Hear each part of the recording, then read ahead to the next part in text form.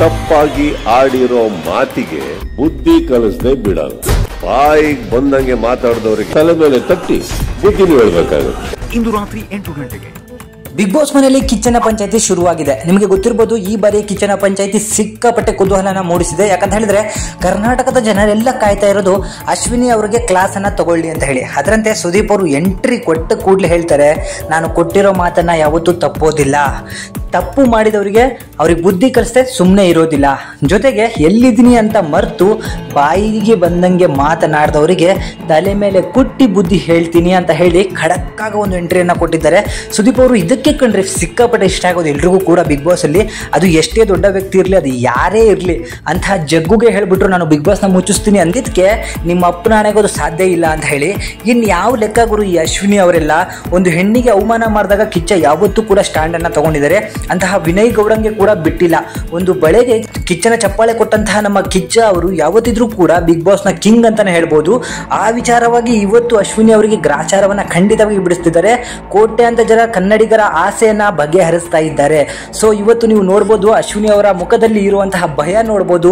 ಅವರಿಗೆ ಕರ್ನಾಟಕದ ಮುಂದೆನೆ ಅವರು ಮಾಡಿದಂತಹ ಅವಮಾನ ಅವತ್ತೇ ಅವರಿಗೆ ರಿಪೀಟ್ ಆಗಿ ಹೋಗುತ್ತೆ. ಯಾಕಂತ ಹೇಳಿದ್ರೆ ಒಂದು ಚಿಕ್ಕ ಹುಡುಗಿ ಒಂದು ಪ್ರದೇಶದಿಂದ ಬಂದಿರ್ತಾಳೆ, ಅವಳ ವೇಷಭೂಷಣ ನೋಡ್ಬಿಟ್ಟು, ಅವಳ ಬಟ್ಟೆಗಳನ್ನು ನೋಡ್ಬಿಟ್ಟು ಅವಳನ್ನ ಅಳಿಯುವಂಥದ್ದು, ಕರ್ನಾಟಕದ 7 ಕೋಟಿ ಕನ್ನಡಿಗರ ಮುಂದೆ ಅವಳನ್ನ ಅವಮಾನ ಮಾಡೋದಾಗಿರ್ಬೋದು, ಇನ್ನಿತರ ಕೆಲಸಗಳನ್ನ ಮಾಡ್ತಿದ್ರು.